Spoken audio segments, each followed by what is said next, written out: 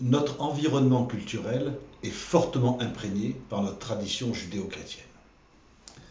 Dans ma ville natale, il y a encore quelques vieilles maisons moyenâgeuses, dont une arbore sur sa façade quelques gargouilles en bois sculpté qui représentent les 7 péchés capitaux de l'Église catholique.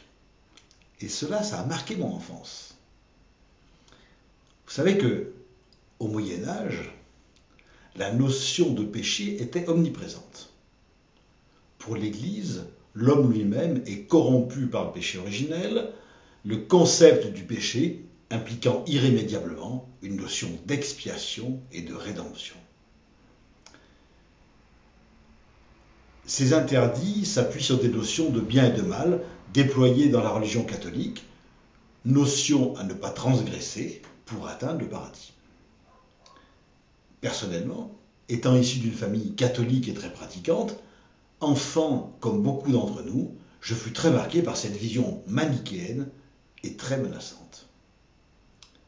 Si l'on voulait atteindre le paradis, il ne fallait pas transgresser ces notions. Vous comprenez que notre inconscient collectif en est fortement imprégné. Au cours de mon évolution, ce que j'ai découvert à travers la bioanalogie m'a conduit à une toute autre vision.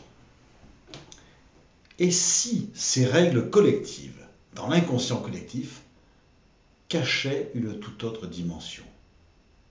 Et si cette liste, vécue comme une menace, était en fait un fabuleux service de l'intégration d'un processus personnel de cheminement permettant individuellement à chacun de vivre pleinement sa vérité profonde.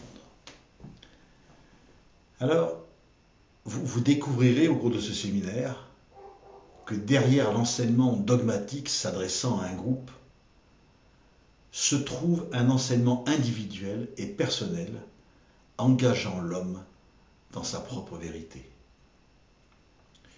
Vous découvrirez pourquoi les péchés capitaux sont au nombre de 7.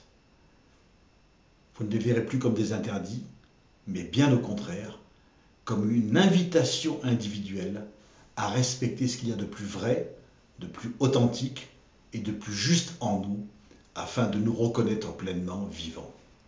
Donc, bienvenue au prochain séminaire sur les 7 péchés capitaux. Au revoir.